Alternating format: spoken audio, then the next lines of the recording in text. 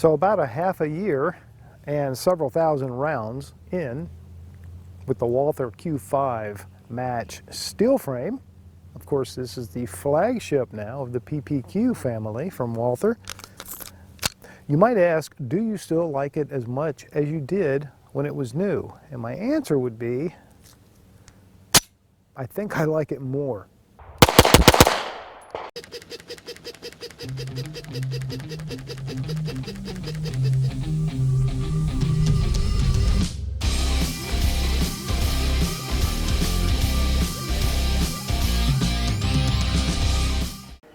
Yeah, I've been a Walther PPQ guy for a really long time. Pretty much ever since the PPQ came out, or at least after it came out and as soon as I could get my hands on one. Started out with the 4-inch, then I moved on to the 5-inch PPQ and put many thousands of rounds through that thing.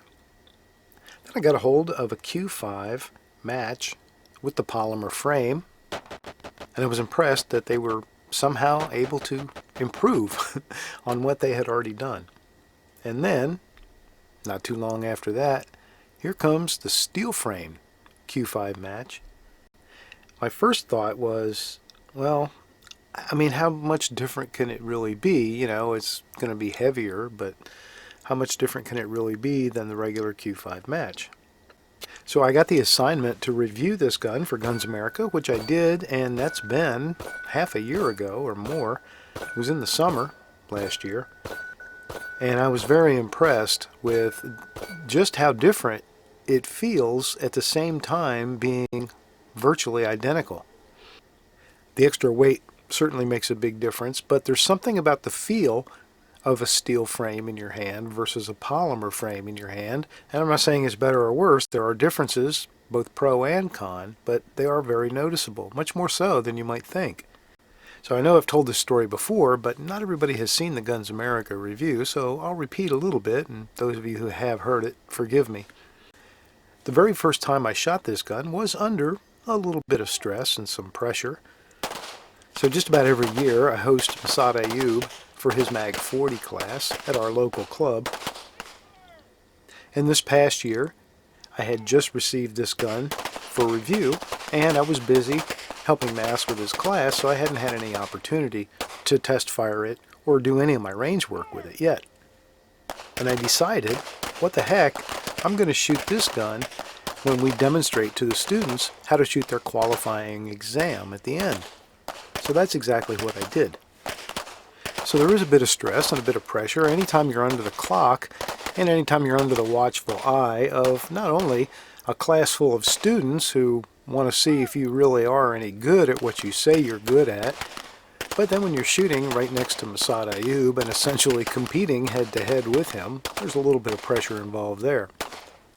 And there was even some added pressure by a celebrity running my camera for me, and that was Chris Baker from Lucky Gunner, who does amazing jobs with his videos, and so I was a little bit intimidated by the fact that he was going to be judging me while filming me. Long and short of it is, though, I shot the gun really well. I got 299 out of a possible 300, and yours truly probably could have picked up that one and had a perfect score if I'd just maybe breathed a little better or had a little bit better trigger control when it mattered. So that was pretty impressive, and that started me on my way to really liking this gun a lot. I did make a change though, and it was a more fundamental change than initially I thought. I wanted to put new grips on it, and my friends at Lock Grips helped me out with that. Those are the grips that you see on this gun, these nice blue and black grips. At first I just wanted aesthetics, I just wanted to change the color. But then I realized that they had an option to change the shape of the grip as well. This small grip is basically a straight backstrap instead of a curved backstrap, and it takes away the palm swells on either side as well. It makes the gun feel almost 1911 like. I have grown to really like that, even though I have always liked the ergonomics of the PPQ itself. So I can shoot it either way, and I like it either way, but I think I'm more fond of it with this particular backstrap. And of course the color is a beautiful accent to the blue trigger and that nod to the Walther blue. But I don't want to repeat everything I said last year in the Guns America review, so I'll put a link and you can go read that and watch the full video that accompanies it. So what this really is kind of a take two, a revisit to this gun that I've been shooting a lot ever since I first received it. And of course I did buy it. I purchased it from Walther when the review work was done. And I've been using it in a lot of matches. It has become kind of my go-to match gun. It does compete a little bit with the Sig Sauer X5 Legion, which is also very much a go-to match gun. We'll talk about that one in another video. I also invested in a new holster for it. I went to my friends at Multi-Holsters and I bought a holster, had it custom made, told them how I wanted it, and I think I paid about $125, $130, something like that. It was a little bit expensive, but you know, the old adage, right? You get what you pay for. And if you're going to have a gun like this and you're going to want to run it in matches and be able to rely on it, then it starts with being able to rely on that holster. Obviously, the biggest difference between the all-steel gun and its polymer and steel sibling is the weight. At 41.6 ounces, this thing is heavy. It is just barely legal for IDPA. It's a long gun too, especially with that extra beaver tail sticking out the back. 8.7 inches is the overall length of this thing, and with the normal mag, not the one that I have in it right now, which is the +2 magazine, but with a normal 15 round magazine, it stands 5.4 inches tall. It is of course a 5-inch barrel, and the ports that you see on the slide are basically lightening cuts made to lighten the slide. There are no holes or ports in the barrel, so it's not a ported barrel gun. That would make it illegal for a lot of the competitions as well. It is of course cut for an optic. That rear sight does come off with the back plate, so when you put an optic on it, you're pretty well committed to just using that optic. Choose well.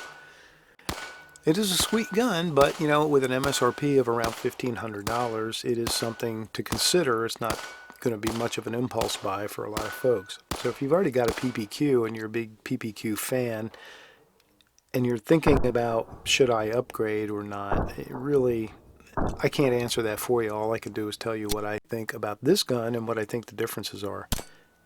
I don't know that I would have a hard time going back to the polymer and steel PPQ. In fact, what I've thought about doing very seriously is putting an optic on the polymer Q5 match and leaving it with an optic, leaving this one without an optic, kind of running them that way.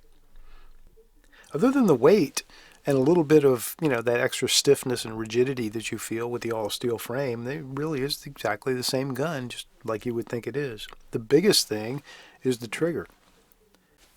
When it comes to competitive shooting, though, I don't do near as much myself as I used to, and that I would still like to. It's just a matter of everything competing for my limited amount of time that I have.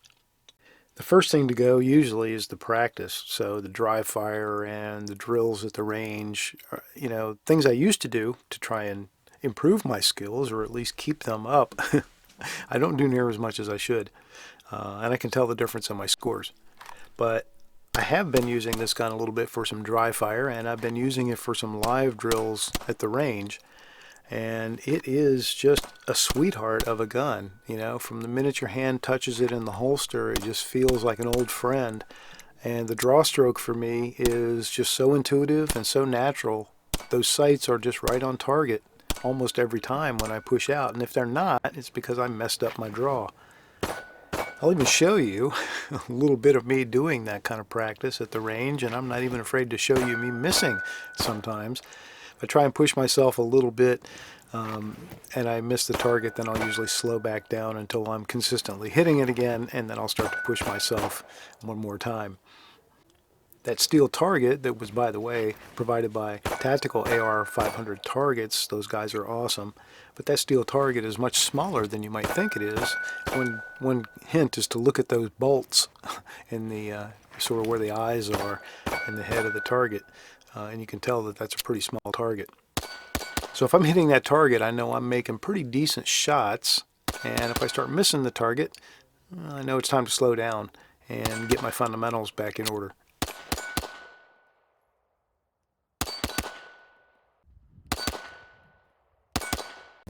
You know, just like a really nice pair of shoes, you get to break them in.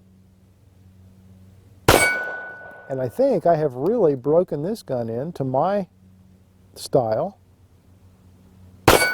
my personal preferences. This lock grip is incredible. I am so glad that I put it on.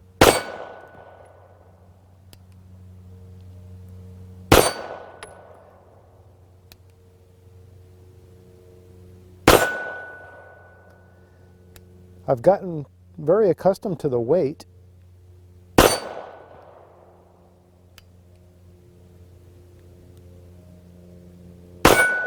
And there is a slightly different feel with an all steel frame versus a polymer frame, even if the shape is exactly the same. They do feel slightly different.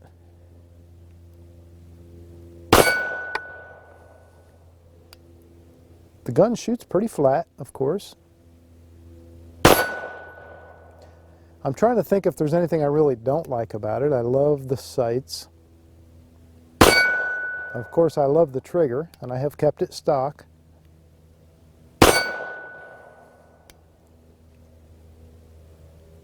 The ergonomics are just PPQ incredible, and maybe even better.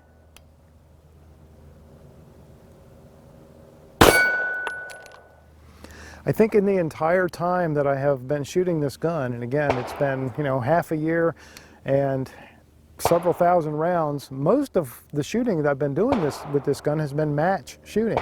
So I've either been shooting steel challenge matches or I've been shooting IDPA matches or something like that. So this has been, you know, rounds down range on the timer with a little bit of pressure, and certainly, you know, me caring about how the gun performs.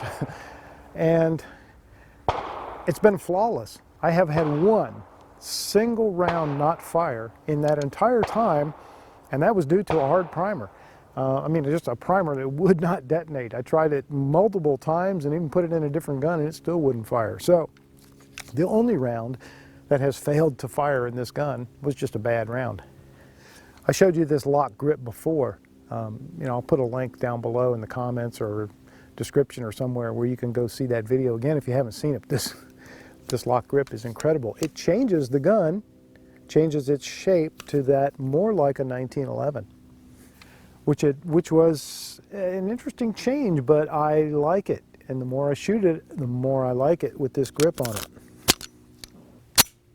Let me see if I can make a different group on that steel target. We'll go down lower.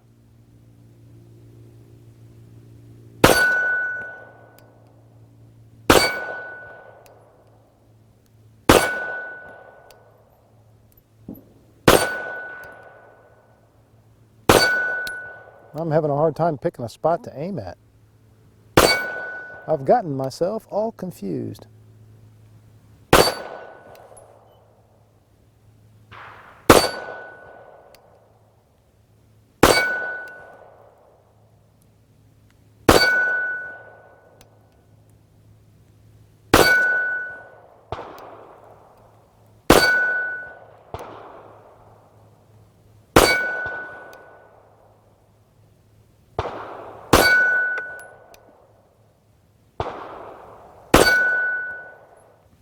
I've shot this gun with and without an optic, and for the time being I'm kind of leaving it without an optic.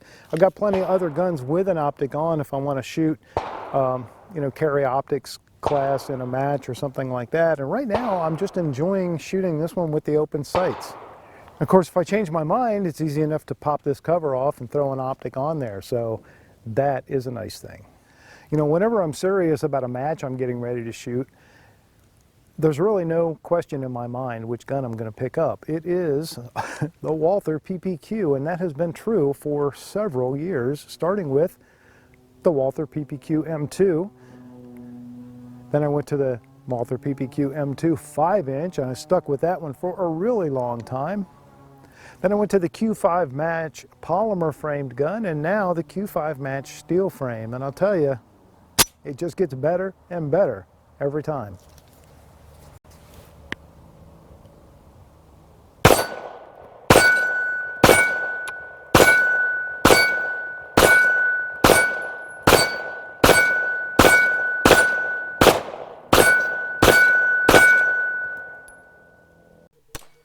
Q5 match steel frame just will run all day long. I don't think I have ever had a miscue with this gun, other than maybe, you know, like one round somewhere of bad ammo.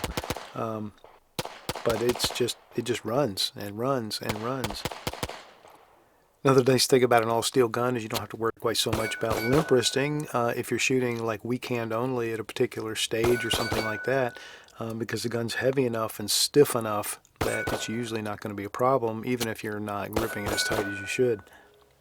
So do I still like this gun as much as I did half a year ago when I first reviewed it? Well, like I said, I think I probably like it better.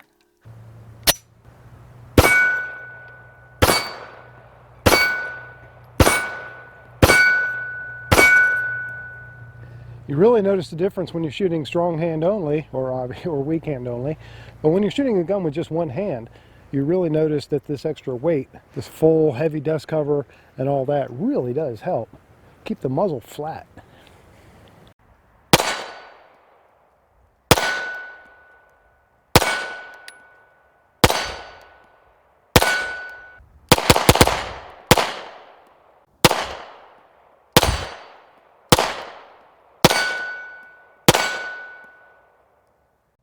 It's certainly not going to be the gun for everybody, and that's because maybe a budget, and it may be for a particular style or ergonomics. But if you like Walthers, or you've never tried a Walther and you're curious about what everybody's going on about, you need to pick one up and give it a try. This gun is a sweetheart. I'm sure you'll see it again. I look forward to bringing it to you again. Thanks for watching.